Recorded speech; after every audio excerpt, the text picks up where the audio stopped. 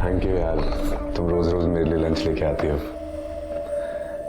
नहीं तो पता नहीं कैसे रोज रोज मैनेज होता मेरा। इसमें थैंक यू की क्या बात है? आप अभी अभी ट्रांसफर होकर आए, अब इतनी जल्दी घर से खाना मैनेज करना इतना आसान थोड़ी है। तो फिर आप तीनों टाइम बाहर से खाना मैनेज करेंगे, चलेगा आपको? चलेगा, लेकिन तुम मेरी वजह से परेशान हो, ये नहीं चलेगा।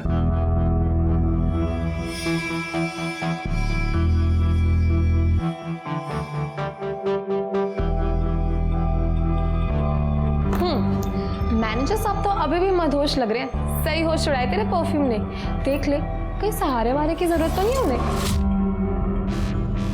चुप करना, वैसे ही पूरा ऑफिस मेरे पीछे पड़ा हुआ है, ऊपर से तू भी बकवास करी जा रही है।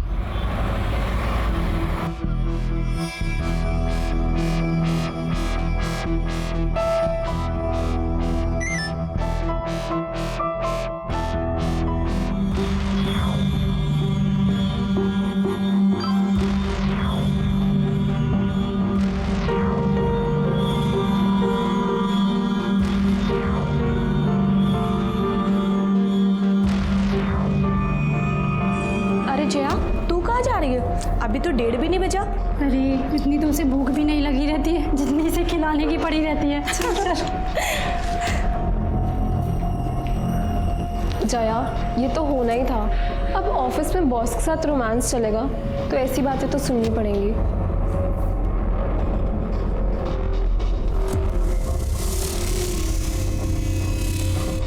अब नंदू जी, ये टिफिन आप प्रवीण सर को दे देंगे? अंकल जी, बहुत अच्छी कढ़ाई की है आपने। ऑफिस की सारी लड़कियां तारीफ कर रही थी। ये लीजिए, इसे भी कल शाम तक ऐसे ही करके दे दीजिएगा। ठीक है बेटा।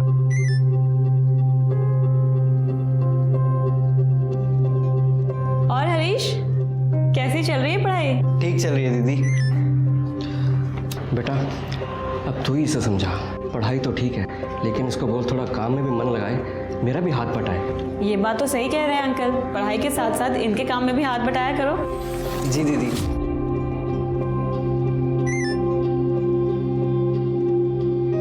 अच्छा अंकल, अब मैं चलती हूँ, इसे कल शाम तक दे दीजिएगा। ठीक है बेटा।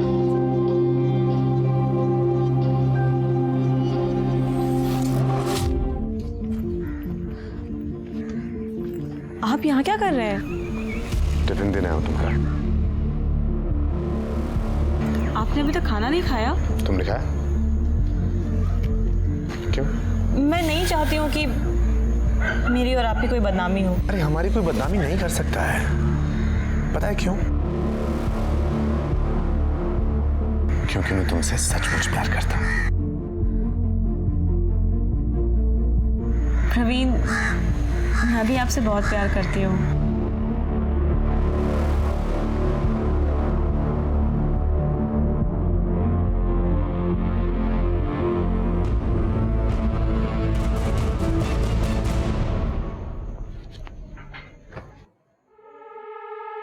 जया, तुम्हारा ऑफिस 5 बजे खत्म होता है, 7 बज रहे हैं इस समय। कहाँ थी अब तक? भैया, वो ऑफिस में आज ज्यादा काम था। हाँ, अब ये सबको खाना खिलाने के साथ साथ सबका काम भी तो करती है ना। वैसे भी सरकारी नौकरी में 9 से 5 का टाइम होता है, लेकिन ये मैडम, ये तो ओवर टाइम करती है ना। दिन भर की थकी हारी मेरी बच्ची घर आई है, ये नहीं कि कोई पानी पूछे, बस ताने मारते हैं। ये ले बेटा, पानी पी ले। तू फ्रेश हो जा, मैं तेरे लिए चाय बना दूँ। ला, ये मुझे दे। पापा, माँ को तो अपनी लाडली बेटी में ना कोई नुक्स नहीं दिखता है, लेकिन आप तो कुछ बोल सकते हैं ना। जवान लड़की है, कुछ ऊंच नीच हो गए ना, किसी को मुंह दिखाने के लायक नहीं रहेंगे हम। अरे उसकी नौबत नहीं आई, हम समय से उसकी शादी करके उसे ससुराल भेज देंगे। मैंने कुछ लड़कों के फोटोग्राफ मंगाए हैं, जो लड़का पसंद आएगा उससे बात आगे बढ़ा देंगे। आओ, ये है अपना आलीशान महल। बाप रे, कितना गंदा कर रखा है घर को। ये देखो, ये गीला टॉवल कैसे रखा, और ये पजामा, ये कोई टी शर्ट रखने की जगह है? हाँ, इतनी गंदगी में कैसे रह लेते हो तुम?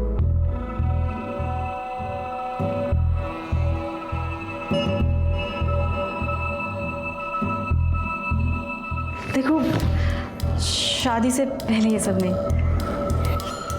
हम दोनों एक दूसरे से प्यार करते हैं और प्यार दुनिया की सबसे प्यार चीज होती है। और जल्दी हमारी शादी तो हो ही जाएगी, उसके बाद तो ये सब होना ही है ना। क्या तुम्हें मुझ पर यकीन नहीं है?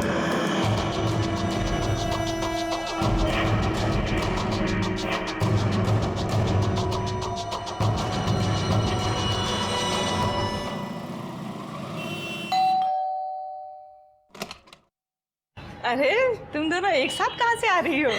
ये तो मुझे यहाँ गेट पर ही मिली। ले पानी पी और बैठ। अरे जया, आ गई तुम? आओ बैठो। बेटा तेरी शादी के लिए कुछ लड़कों के फोटोग्राफ्स आए, तू देख ले, पसंद कर ले, फिर हमें बता दे। ये देख, हमने तेरे लिए इस लड़के को पसंद किया है। लड़का बहुत अच्छा है और तेरी ही तरह सरकारी नौकरी भी करता है।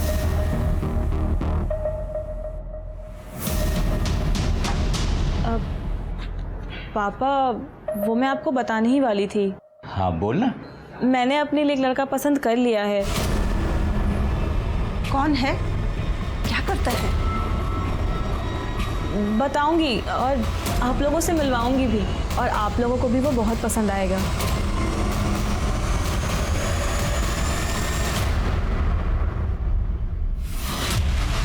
बहुत गर्मी है तेरे शरीर में, हाँ?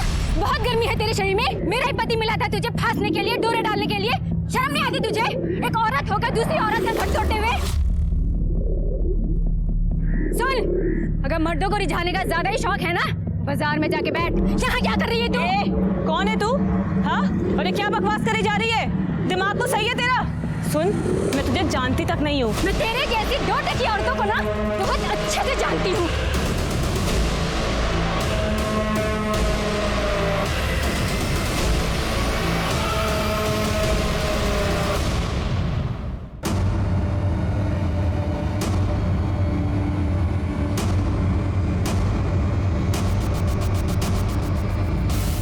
ऐसा कुछ भी नहीं है जैसा आप लोग सोच रहे तू हैं। बता दे कैसा है? क्यों ये औरत तेरे साथ हाथापाई कर रही है और किस बात का इल्जाम लगा रही है तुझ पे?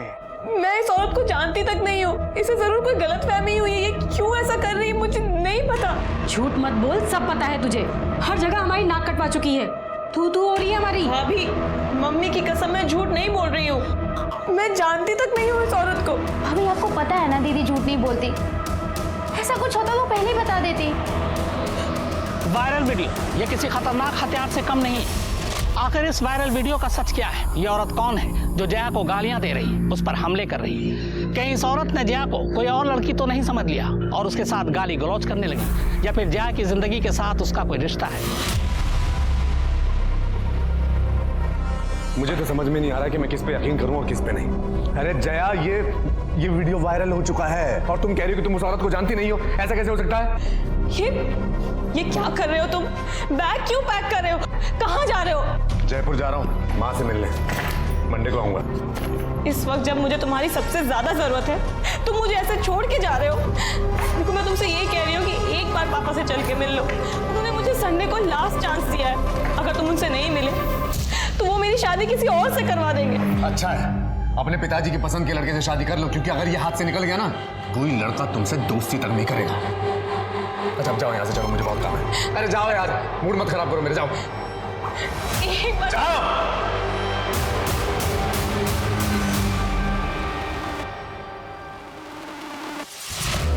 ये देखिए, ये आदमी किस बेरहमी से इस औरत को पीट रहा है। ये सीसीटीवी फुटेज जो आजकल चारों तरफ वायरल हो रहा है, इसे देखकर साफ अंदाजा लगाया जा सकता है कि औरतें आजकल खुद अपने घरों में कितनी महफूज हैं। इस शख्स के चेहरे को गौर से देखिए, इस पे हैवानियत और दरिंदगी साफ नजर आ रही है। हैरानी की बात ये है कि आदमी इस औरत का पति है। अब कोई कैसे यकीन करेगा कि उसने इसके साथ 7 फेरे लिए। तेरा बॉस है ना ये सुरक्षा और प्रवीण आहूजा। देने की देख कितनी बेरहमी से मार रहा है अपनी बीवी को। आपको याद होगा कुछ दिन पहले ही ये वीडियो वायरल हुआ था, जिसमें शालिनी आहूजा इस लड़की को पीट रही थी और कह रही थी कि उसने इसके पति को चुराने की कोशिश की है। मतलब शालिनी को प्रवीण और उस लड़की के अफेयर का पता चल गया और उसने इसी गुस्से में जयपुर से दिल्ली आकर उस लड़की को मारा और वीडियो वायरल हो गया।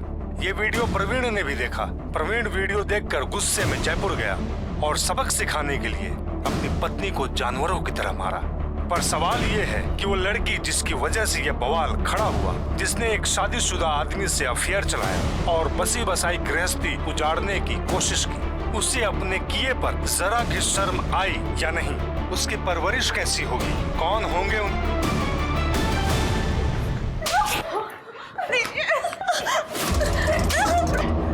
देख लिया, कितनी बार मैंने आपको समझाया था चीजों को संभाल लो, उस पर लगाम लगाओ, पर नहीं, हमारी लाडली बेटी है, अब भुगतो इसको। बड़ी तड़ी में रहती थी कि पूरी दुनिया में बस एक यही औरत हो जो नौकरी कर रही है। अब मैं अपने मायके में क्या मुंह दिखाऊंगी?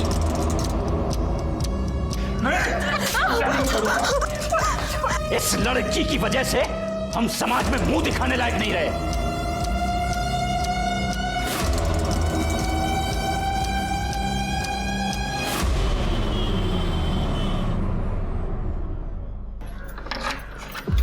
आओ जया, आओ। अरे आओ ना। देखो, ये मेरे कजन सुमित का फ्लैट है, अच्छा है ना? खाली पड़ा था और जब मैंने उसे तेरे बारे में बताया तो उसने कहा तुझे जब तक यहाँ रहना ना तू रह सकती है। देख, फुल्ली फर्निश्ड फ्लैट है तो तुझे कुछ खरीदने की जरूरत नहीं है। बैठ। देख, तू इतना मत सोच, अब जो होना था वो हो गया। और जय, मेरी बात याद रख कि सारे लोग प्रवीण जैसे नहीं होते। तू भी भूल जा उस कमीने को और लाइफ में मूव ऑन कर, एंजॉय कर।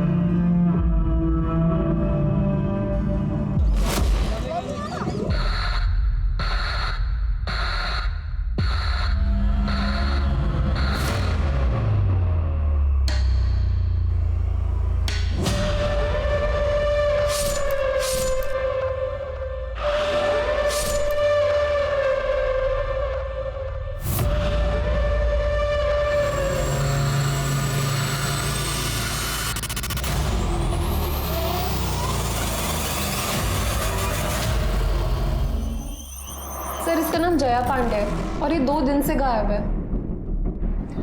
ये वही लड़की है ना जिसका वीडियो वायरल हुआ था? यस सर, और इस वीडियो की वजह से इस बेचारी को बहुत कुछ झेलना पड़ा। सर, जहाँ जाती थी लोग इसका मजाक उड़ाते थे, ताने देते थे। और सर, सबसे बुरी बात ये कि इसके घर वालों ने इसको अपने घर से बाहर निकाल दिया। बड़ी मुश्किल से मैंने अपने कजन के खाली फ्लैट में इसको शिफ्ट करवाया था और इसे समझाया भी था कि दूर रहे इस कमीने प्रवीण से, पर इसने मेरी बात नहीं सुनी सर और जयपुर चली गई उससे मिलने।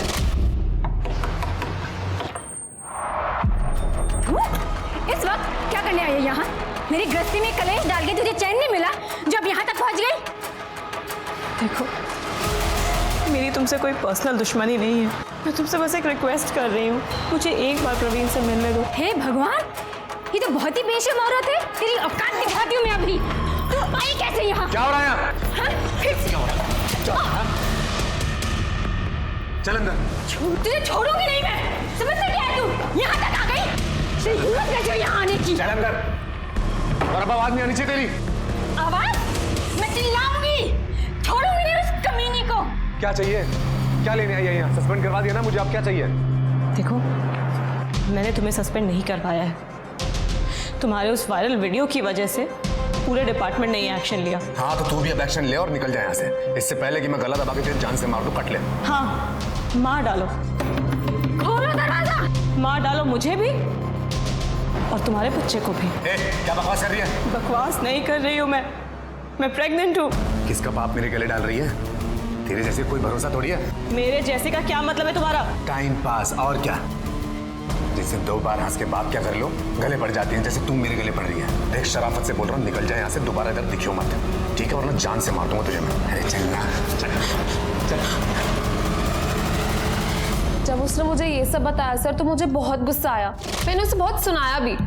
फिर जाके उसने मुझे प्रॉमिस किया कि वो प्रवीण से कभी बात नहीं करेगी। ये वही शालिनी और प्रवीण आहूजा है जिनके डोमेस्टिक वायलेंस का वीडियो मीडिया के हाथ लग गया और फिर मीडिया गिद्ध के जैसे उनके पीछे पड़ गया। अब फिर ब्रेकिंग न्यूज़ बन जाएंगे और मीडिया हर जगह इस खबर को उछालेगा। सर, मुझे उससे कोई मतलब नहीं है। मैं बस आपसे ये रिक्वेस्ट कर रही हूँ कि आप प्लीज़ जया को ढूंढ दो। जया को आखिरी बार कब देखा था आपने? सर, मिले हुए तो मुझे बहुत टाइम हो गया, पर मेरी लास्ट बात 28 तारीख को हुई थी। 29 तारीख को हम लंच पर जाने का सोच रहे थे, पर जब मैंने उसे फ़ोन किया तो उसने मेरा फ़ोन ही नहीं उठाया। सर, फिर 30 तारीख को भी जब मेरी उससे पूरे दिन बात नहीं हुई तो 1 तारीख को मैं उसके घर गई। सर, मेरे पास उसके घर की एक एक्स्ट्रा चाबी है। जया, सर जब मैंने दरवाज़ा खोला तो जया वहाँ पे नहीं थी। जया, पर उसका फ़ोन, लैपटॉप, पर्स सब वहीं पर था सर। मुझे लगा कहीं पास में गई होगी तो ले जाना भूल गई होगी। सर मैंने वहाँ पे बहुत इंतज़ार किया पर जया वापस आई ही नहीं।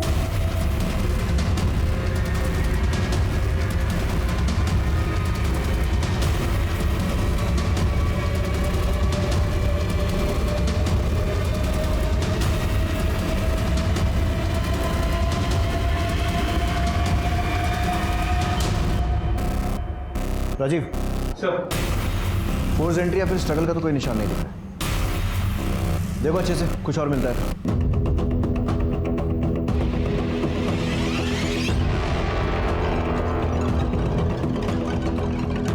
ये सीसीटीवी पहले से यही था? नहीं सर, ये जया ने शिफ्ट होने के कुछ दिन बाद ही लगवाया था अपनी सेफ्टी के लिए। ऑलरेडी उसके साथ इतना कुछ हो चुका था, फिर यहाँ वो अकेले रह रही थी, मुझे भी लगा होना चाहिए।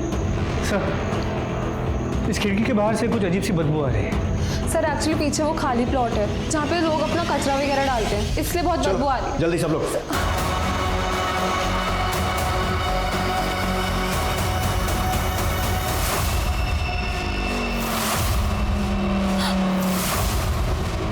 जया! जया! पीछे पीछे हुए प्लीज।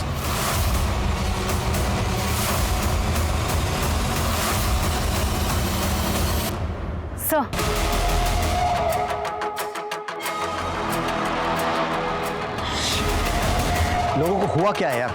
इंसानियत बची नहीं है, हैवान हो गए साले। मतलब लड़की को पेट काट के मारा और फीटस भी निकाल दिया।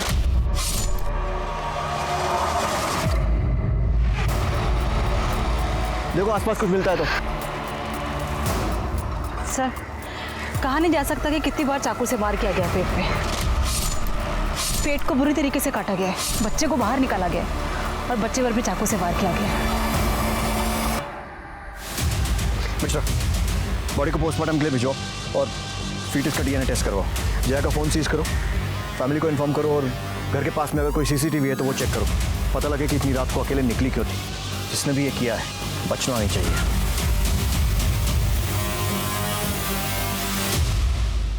किसी गर्भवती महिला के कत्ल से बड़ा पाप दुनिया में शायद ही कोई दूसरा हो। फिर यहाँ तो कातिल ने औरत का पेट चीर कर उसके अजन्मे बच्चे को ही बाहर निकाल लिया। यह औरत जिसकी पहचान जया पांडे के तौर पर हुई है, कहीं बिन ब्याही मां बनने की सजा तो उसे नहीं मिली, या फिर बिना शादी के मां बनने की जो समाज का नियम और कानून उसने तोड़ा है, ये उसका नतीजा तो नहीं।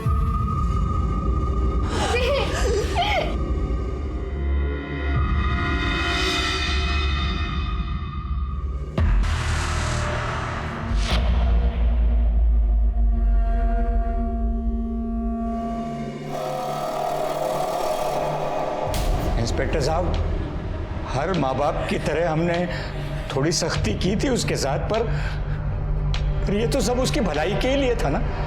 कितनी बार समझाया था उसे पर नहीं मानी। घूम रही थी उस कमीने शादीशुदा इंसान के पीछे। उस कमीने ने इसकी जिंदगी बर्बाद तो कर ही दी थी, अब जान भी चली गई। आपका कहने का मतलब है कि जया की मौत में प्रवीण आहूजा का हाथ है? सिर्फ हाथ नहीं है सर, उसी ने मारा है इसे। रोज घर वालों से लड़के उसके लिए टिफिन लेके जाती थी, खाना खिलाती थी उसे। देखिए अब क्या कर दिया। सांप को दूध पिलाया, सांप ने ही डस लिया। आप लोगों को पता था कि जया प्रेग्नेंट है?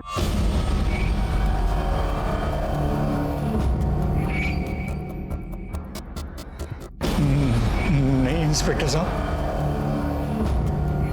ठीक है, फिलहाल आप लोग जा सकते हैं, लेकिन अगर कुछ भी याद आता है, ऐसी कोई भी बात जो इस इन्वेस्टिगेशन में हेल्प कर सके, तो हमें इन्फॉर्म कीजिएगा। और क्या बताना रह गया इंस्पेक्टर साहब, बोल तो रहे हैं हम लोग। वो कमीना है ना प्रवीण, हड्डियां तोड़ी आप उसकी, खुद ब खुद सब उगल देगा वो। मैं हाथ जोड़ता हूँ आपके सामने, छोड़ना मत उसको। जब तक मेरी बेटी जिंदा थी तो बदनाम कर दिया उसे, और उससे मन नहीं भरा तो मार दिया मेरी बच्ची को। मैंने तो पहले ही कहा था इस पे भी नजर रखो। जो कसर उसने छोड़ दी है ना, कहीं ये वो पूरी ना कर दे। देखा नहीं था जब पुलिस वालों के सामने रो रही थी तो वो लोग हमें कैसे देख रहे थे? वो तो नाक कटवा के गई है, ये तो पूरे परिवार को जेल भिजवा के मानेगी।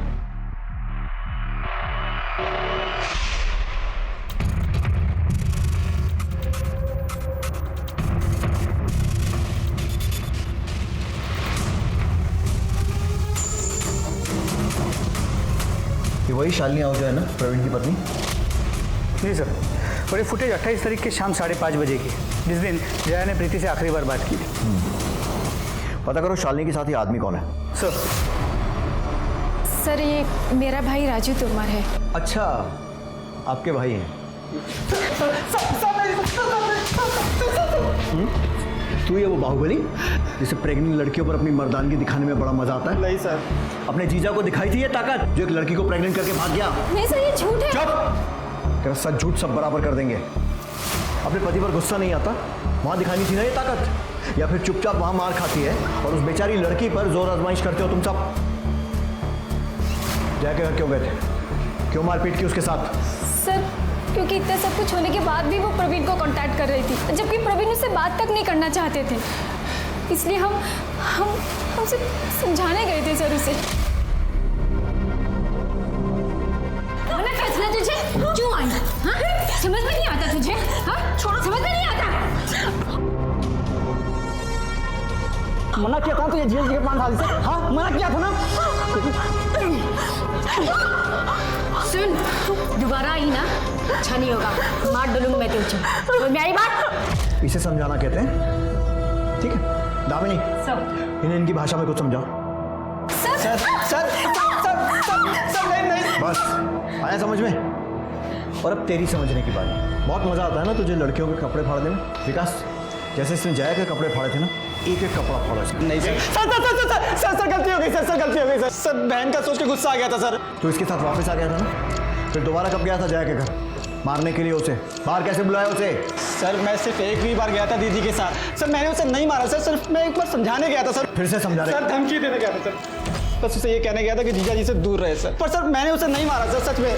पढ़ा रहे उसको, मॉलेस्टेशन का केस बनाओ। मॉलेस्टेशन? सर आप ऐसा नहीं कर सकते सर। दामिनी, समझाओ इसे कैसे कर सकते। Sir please sir. हाँ राजीव, कुछ और मिला? जी सर, ये देखिए सर, 28 तारीख जिस दिन शालिनी और उसका भाई जया के घर गए थे, उसी रात 11 बजे की ये फुटेज सर। यहाँ पे प्रवीण जया के साथ मारपीट करते हुए दिखाई दे रहा है।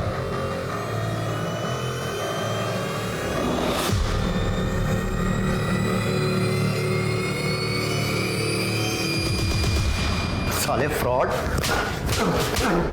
सस्पेंड होकर चैन नहीं पड़ा जो मर्डर करके जेल जाने की तैयारी कर रहा है। पहले उस लड़की को फंसाया, फिर उसको प्रेग्नेंट किया और फिर उसका मर्डर कर दिया, और उसको तो मारा ही, उसका पेट चीरकर उस बच्चे को भी मार दिया। अरे सर, जैसा आप बोल रहे हैं मैंने वैसा कुछ नहीं किया है। क्यों गया था उसके घर? क्योंकि उसने मेरा जीना हराम कर दिया था ये बोल बोल के वो प्रेग्नेंट है और उसके पेट में जो बच्चा है वो मेरा है, जबकि ऐसा पॉसिबल ही नहीं है सर। हमने जब भी सेक्स किया हमने प्रोटेक्शन यूज किया है।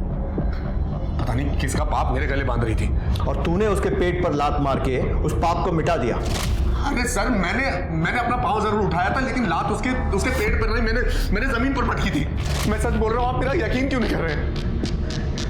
मैंने कुछ नहीं किया।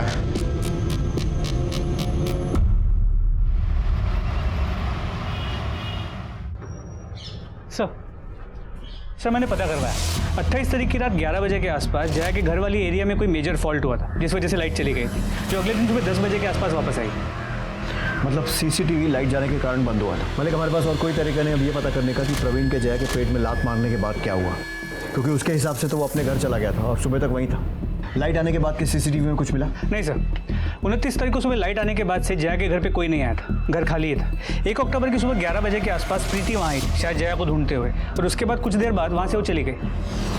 मतलब जया 28 तारीख की रात को और 29 तारीख की सुबह 11 बजे के बीच में ही अपने घर से निकली थी।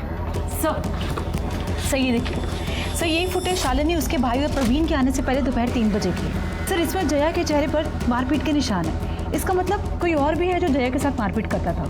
प्रीति ने बताया था कि जया की फैमिली भी उसके साथ मिसबिहेव करती थी। कहीं ऐसा तो नहीं है कि उसके खुद के माँ बाप के घर में ये सब हुआ? जी सर, मैंने मॉर्ग में भी नोटिस तो किया था। जया की माँ ने जया का चेहरा देखने के बाद इमीडिएटली मनोज का चेहरा देखा था, एज इफ मनोज ने उसे मारा। हेलो सर, मैं मानसी पांडे बोल रही हूँ, जया पांडे की छोटी बहन। सर मुझे आपको कुछ बताना है। सर मैं पुलिस स्टेशन नहीं आ सकती। सर हम कहीं बाहर मिल सकते हैं क्या? ठीक है। सर प्रवीण ने दीदी को सिर्फ यही झूठ नहीं बोला था कि वो शादीशुदा नहीं है। बल्कि दीदी को शादी का झूठा प्रॉमिस भी किया था और वो आदमी झूठे वादे करके उन्हें बदनाम करके भाग गया। और तुम्हारी फैमिली ने क्या किया? जया को सपोर्ट किया? सपोर्ट? बाहर वालों से भी ज़्यादा जीना हराम कर दिया था उन लोगों ने। पापा हमारी फीलिंग्स कभी नहीं समझते थे और मनोज भैया वो तो हमेशा दीदी से किल से रहते थे क्योंकि भैया को बर्दाश्त ही नहीं था कि दीदी की सैलरी उनसे ज़्यादा है और वो घर खर्च के लिए पैसे भी नहीं देती। इसकी वजह भी पापा ही हैं क्योंकि वो लड़कियों की कमाई खाना ही नहीं चाहते थे। और तुम्हारी माँ और भाभी? हाँ बेचारी की चलती कहाँ है। और भाभी वो तो हमेशा ही आग में घी डालने का काम करती हैं। जब दीदी का वीडियो वायरल हुआ था पापा भैया भाभी इन लोगों ने दीदी का जीना हराम कर दिया था। तरस खाम पे और नहीं झेल सकते तुझे, निकल मेरे घर से। पापा पापा मैं कहाँ जाऊंगी? तू तो कहीं भी जा सकती है ना। तेरे जैसी चंट लड़कियों के लिए दुनिया में कोई कमी है क्या? जा ढूंढ ले फिर से कोई शादीशुदा आदमी। नहीं पापा मैं कहाँ जाऊंगी? नहीं बेटा, नहीं बेटा, और आगे से शक्ल मत दिखाना अपनी। तीनों ने मिलकर जबरदस्ती दीदी को घर से बाहर निकाल दिया।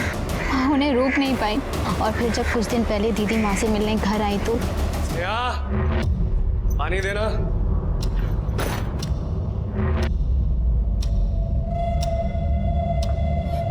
फिर आ गई तू, फिर आ गई तू। दूर खड़ी रहो। तुम्हारे लाड प्यार की वजह से इसकी हालत हुई है। ये इधर आज तेरा मैं वो शक करूंगा, इस घर में कदम रखने से पहले डरेगी तू।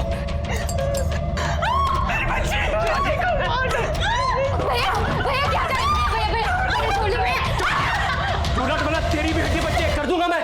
सर भैया ने मुझे भी धमकी दी है कि मैंने अगर आप लोगों को कुछ भी बताया तो वो मुझे जान से मार डालेंगे। मुझे तो लगता है दीदी के मर्डर में मेरी फैमिली का हाथ है। उन्होंने ही जया दीदी को मारा है। जया की किसी लड़के से बात पक्की हुई थी ना?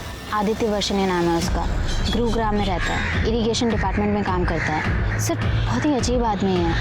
दीदी से शादी करने के लिए मरा जा रहा था। तुझे मना करा था ना, पुलिस के पास नहीं जाना है। मैंने तो पहले ही कहा था इस पे नजर रखो, ये हमें जेल भिजवाए बिना नहीं मानेगी। बोल, अब जाएगी पुलिस के पास? जाएगी? अब जाएगी?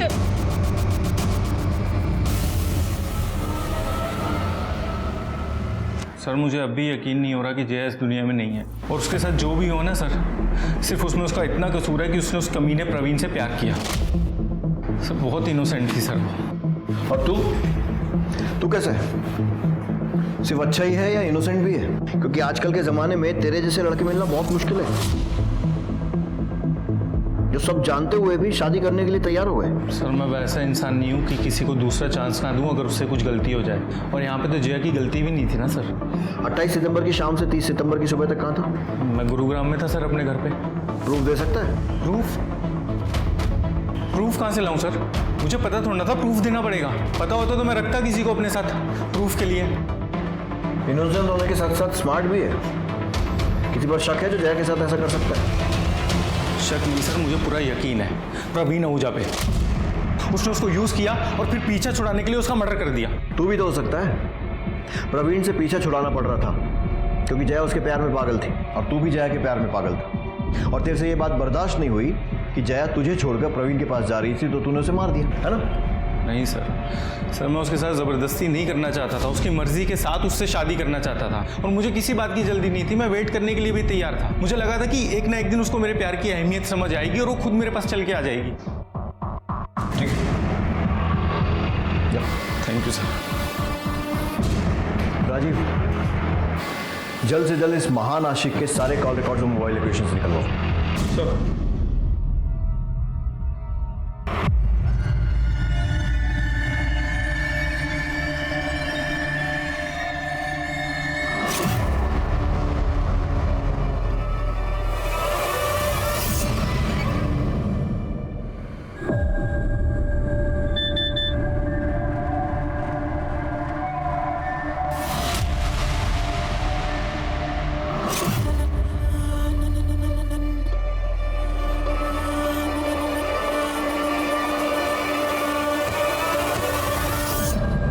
सर ये देखिए न्यूज में क्या आ रहा है। प्लीज मेरी मदद कीजिए, मेरे बहन के कातिलों को ढूंढने में। पुलिस इस मामले में छानबीन कर रही है। उनका क्या कहना है क्या प्रोग्रेस है इस केस में? पता नहीं वो लोग कुछ कर भी रहे हैं या नहीं। 3 दिन हो गए उसकी बॉडी मिले, लेकिन पुलिस के पास बोलने के लिए कुछ भी नहीं है। अब आप लोग हमारे आखिरी सहारा है, प्लीज हमारी मदद कीजिए। मानसी का प्रॉब्लम क्या है? हर चीज़ को इतना बड़ा चढ़ा कर बोलती है। इसे यहाँ पुलिस स्टेशन में आकर हमसे बात करने में डर लग रहा था, आज सारी दुनिया के सामने दुखड़ा रोने में नहीं लग रहा है। सर ये भी तो हो सकता है कि मानसी ये पूरा नाटक हमसे कुछ छुपाने के लिए कर रही है। सर मैं कोई झूठ नहीं बोल रही, मैं बस अपनी बहन को न्याय दिलाना चाहती हूँ। हम भी वही चाहते हैं। बस एक बात समझ में नहीं आ रही कि जिस फैमिली पर तुम्हें अपनी बहन के मर्डर का शक था, अचानक उनके साथ मिलकर हम पर इल्जाम क्यों लगा रही हो? वो सर मम्मी को पता चल गया था कि मैं आपसे मिली थी। बेटा, मैं जानती हूँ कि तेरे पापा और मनोज ने जया के साथ सही नहीं किया है, लेकिन ये भी तो गलत है कि तू उन्हें ही उसका कातिल समझ रही है। मैं तो बस दीदी को इंसाफ दिलवाना चाहती हूँ बस। वो तो हम सब भी चाहते हैं बेटा, तू बोल तो सही, हमें क्या करना है? हम खड़े हैं ना तेरे पीछे। और फैमिली का सपोर्ट मिला तो तुम्हें लगा क्यों ना हीरोइन बना जाए, और इसीलिए तुम मीडिया के पास पहुंच गई, जो पहले से ही तुम्हारे दरवाजे के बाहर मौजूद था। अभी जाने दे रहा हूँ, लेकिन अगली बार अपने फायदे के लिए पुलिस पर इल्जाम लगाने से पहले एक बार सोच जरूर लेना।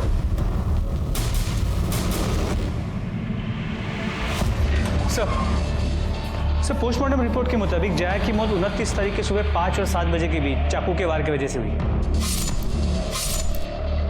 उसके पेट में जो फीटस था वो 4 महीने का था। फीटस का डीएनए प्रवीण के डीएनए के साथ मैच करने के लिए भेज दिया। सर 28 तारीख की रात आदित्य की मोबाइल की लोकेशन जया के घर के पास की दिख रही है। राजीव उठाओ इस ताशे को, इसका इनोसेंस निकालने का टाइम आ गया है।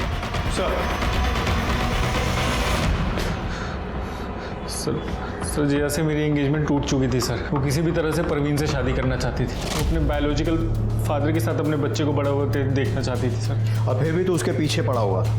बड़ा महान प्यार था तेरा। सर मैं उससे सच्चा प्यार करता था सर। मुझे पता चला जब उसने मेरा फ़ोन उठाना बंद कर दिया, उसने मुझसे मिलना बंद कर दिया, तब मैं खुद उसके घर गया उसको समझाने के लिए, उससे बात करने के लिए। कितने बजे गया था सर? वो कितने बजे गया था? 11 साढ़े 11 बजे के आसपास गया था सर। जब गया था तो वो सोने जा रही थी तभी, और फिर लाइट चली गई तो उसका मूड बहुत ख़राब हो गया था सर। वो मुझसे बात करने के लिए तैयार नहीं थी। उसके चेहरे पे, उसके बदन पे हर जगह पे चोट के निशान थे सर। मैंने उससे रिक्वेस्ट किया कि वो मेरे साथ रेस्टोरेंट चले डिनर के लिए।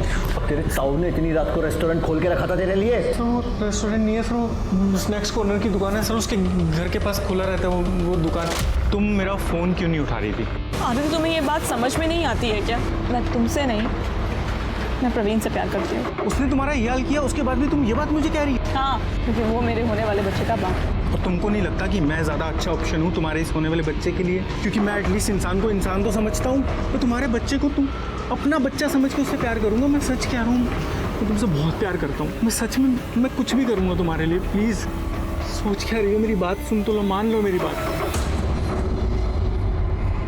क्या जवाब दिया उसने? जवाब तो कुछ नहीं दिया सर, पर मैं खुश था सर। एटलीस्ट उसने मुझे मना नहीं किया था सर। उसके बाद मैंने उसको घर छोड़ा और मैं अपने घर चला गया। तो उसको ऐसी हालत में अकेला छोड़कर घर चला गया? तो मैं जाना नहीं चाहता था, उसने ही मुझे बोला। सर ये देखिए इसके फ़ोन में क्या मिला है।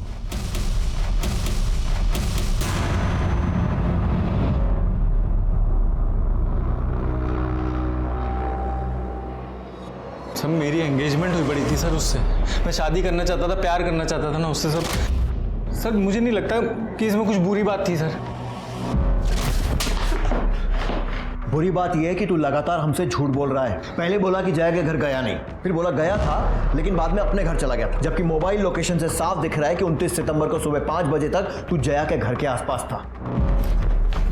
तू खुद बताएगा या मैं उगलवाऊं? सर मैं बताता हूँ सर उस दिन जब मैं निकला घर के लिए तो मैंने देखा कि मेरी 2 व्हीलर का टायर पंचर हो गया और इतनी रात में कोई दुकान भी खुली नहीं मिली। तो मैं जया को बिना बताए उसके घर के बाहर ही सो गया। तो सुबह 5 बजे उठ के मैंने सबसे पहले पंचर वाले को ही ढूंढा सर। और पंचर बनवाने के बाद मैं गुरुग्राम पहुंच गया 8:30-9 बजे तक सर। फिर झूठ बोल रहा है ना? कोई पंचर नहीं हुआ था तेरी गाड़ी का। तू जया के साथ उसके घर की तरफ गया, वहां पर तूने पंचर होने का बहाना किया और फिर जया के साथ रुक गया और फिर उसके साथ जबरदस्ती की और वो सब करने की कोशिश की जैसा तू दिन रात फील करता था।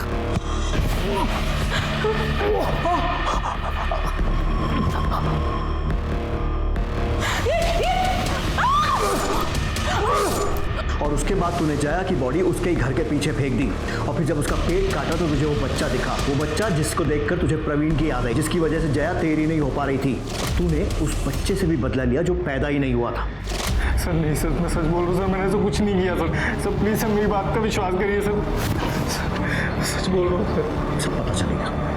मलिक सर लेकिन मैंने कुछ नहीं किया सर, नहीं किया सर, नहीं। सर कुछ देर पहले मानसी पुलिस स्टेशन आई थी। उसका कहना है कि उसे कोई धमकियां दे रहा है और उसका पीछा करता है। जिस नंबर से धमकियों भरे मैसेजेस आ रहे थे, हमने उसकी छानबीन शुरू कर दी है। उसको कौन धमकियां देगा? सर जयंत के बैंक डिटेल्स। सर पिछले कुछ दिनों में उसने अपने सैलरी अकाउंट से अच्छी खासी रकम विड्रॉ की। लेकिन मानसी ने कहा था कि जया घर खर्च में पैसे नहीं देती क्योंकि उसके पिता बेटी की कमाई नहीं खाते। तो फिर क्या किया इतने पैसों का, कहाँ खर्च किए होंगे? मलिक जया के घर के पास के डम डेटा का क्या हुआ? सर इस टावर पे से हजारों लाइंस कनेक्टेड है, थोड़ा वक्त लगेगा। ठीक सर, मानसी को जिन अलग अलग नंबरों से धमकी के फोन आ रहे थे वो सब चोरी के, लेकिन सर उसमें से एक नंबर पीछे हो गया। उस नंबर की डिटेल्स हम लोग पता कर रहे हैं। कौन हो सकता है ये?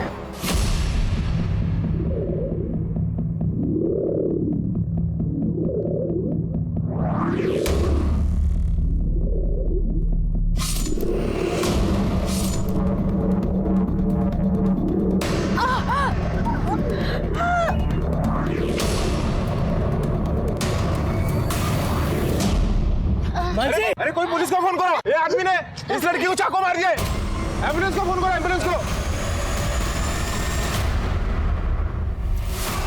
तूने मानसी को मारने की कोशिश की और पूरे मार्केट ने देखा इसे हमला करते हुए, और आप लोग इसे बचाने की कोशिश कर रहे हैं। मैंने ही इसे मानसी के साथ भेजा था उसका ध्यान रखने के लिए, क्योंकि उसे जान से मारने की धमकी मिल रही थी। आपकी झूठी इज्जत और अपनी सनक में इसने आपकी एक बेटी के साथ इतना बुरा सलूक किया, दूसरी को चाकू मारा, लेकिन फिर भी आपको इसी की पड़ी हुई है। बेटियों के लिए हमदर्दी नहीं है आपके दिल में? सर मानसी को मैंने नहीं मारा है, मैं पास की दुकान पे खड़ा था जब मानसी सब्जी खरीद रही थी।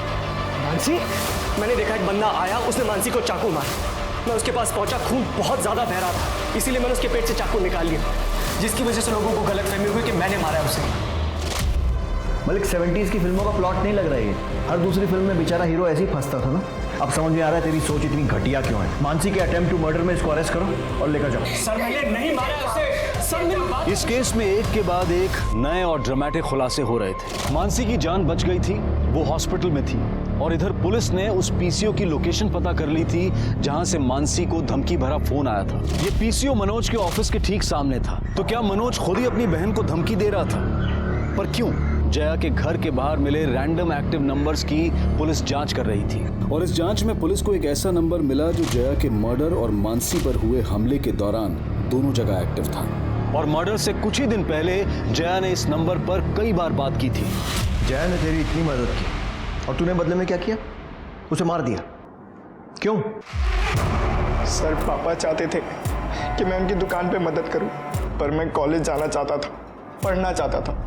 पर कॉलेज में जाने के बाद मुझे वहाँ बैटिंग का चस्का लग गया, और जिसके लिए पैसे चाहिए थे जो मैं जया दीदी से एक्स्ट्रा क्लासेस के नाम पे लेता था। और फिर एक दिन वो कॉलेज के पास से गुजर रही थी, तो देखने के लिए कि मेरी पढ़ाई कैसी चल रही है वो कॉलेज में आ गई, और उन्हें सब कुछ पता चल गया। इतनी मुश्किल से तुम्हें ये मौका मिला है और तुम वो मौका ये जुए और बैटिंग में गवा रहे हो और मुझसे झूठ बोलकर पैसे ले रहे हो। सॉरी दीदी, प्लीज़ माफ़ कर दो, दोबारा नहीं होगा। दोबारा कुछ नहीं होगा, और आज के बाद से मैं तुम्हें कोई पैसे नहीं देने वाली हूँ। और जितने पैसे तुमने मुझसे पढ़ाई के नाम पर झूठ बोल कर लिए हैं ना, वो मुझे 10 दिनों के अंदर वापस चाहिए, नहीं तो तुम्हारे पापा को मैं सब कुछ सच बता दूंगी।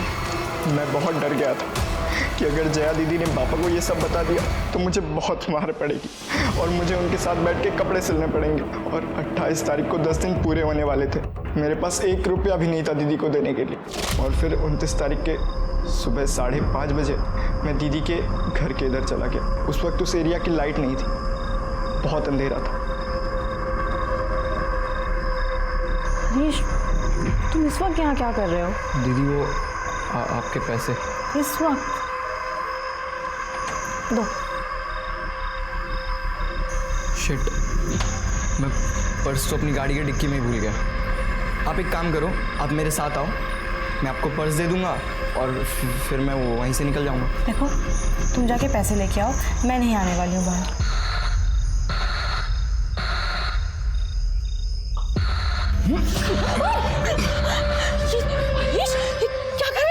पैसे चाहिए थे ना तुझे?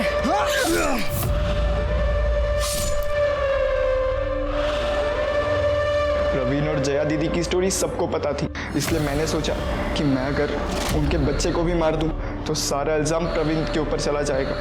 फिर मैंने उनका पेट चीरकर उनका बच्चा निकालकर वहीं मार के फेंक दिया। उसके बाद वो चाकू भी मैंने छुपा दिया। और मानसी को क्यों धमका रहा था? उस पर हमला क्यों किया? आपको कंफ्यूज करने के लिए और मनोज भैया को फंसाने के लिए। और उसके बाद मुझे फ़ोन चुराने का आइडिया मिला। मैं फ़ोन चुराता, धमकी देता और फ़ोन तोड़ देता।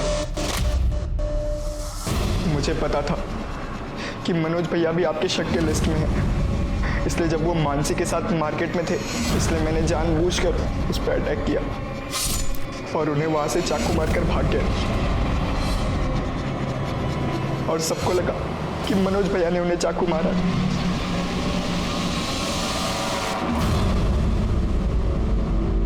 बेटा तेरा बाप कितने झापड़ मारता तेरे को अगर उसको पता चल जाता? 10, 12, 15? उससे बचने के लिए तूने 2 जानें ले ली। एक उसकी जो चाहती थी कि तू पढ़ लिख कर कुछ अच्छा करे, और दूसरी जान जो पूरी तरीके से बन भी नहीं पाई थी। मालूम है जो खतरनाक क्रिमिनल होते हैं ना, वो भी इतनी दरिंदगी नहीं दिखाते हैं जो तूने किया है।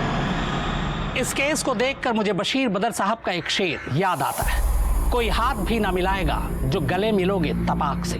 ये नए मिजाज का शहर है, जरा फासले से मिला करो। जया एक नेक दिल और पाक साफ लड़की जिसने लोगों पर भरोसा किया, लेकिन हर एक ने उसके भरोसे का खून किया, चाहे वो परिवार हो, बॉयफ्रेंड या फिर वो हरीश, जिसे पढ़ाने, आगे बढ़ाने और जिंदगी संवारने में जया ने अपनी जिंदगी झोंक दी। बदले में उसने जया की ही जिंदगी छीन ली। ऑनलाइन बेटिंग गेम्स ने हरीश जैसे ब्राइट स्टूडेंट को भी क्रिमिनल बना दिया। ये हमें बताता है कि किस तरह इंटरनेट ने हमारी जिंदगियों को जकड़ लिया है। इंटरनेट का इस्तेमाल हमें इंसान और समाज की बेहतरी के लिए करना चाहिए, न कि बर्बादी के लिए। अब मैं अनूप सोनी आपसे विदा लेता हूं। फिर मुलाकात होगी क्राइम पेट्रोल सतर्क में एक और नए केस के साथ, और उस पर हमारे एक्सपर्ट के विश्लेषण के साथ। तब तक अपना और अपने परिवार का ख्याल रखें, सतर्क रहें, सुरक्षित रहें और देखते रहें क्राइम पेट्रोल सतर्क।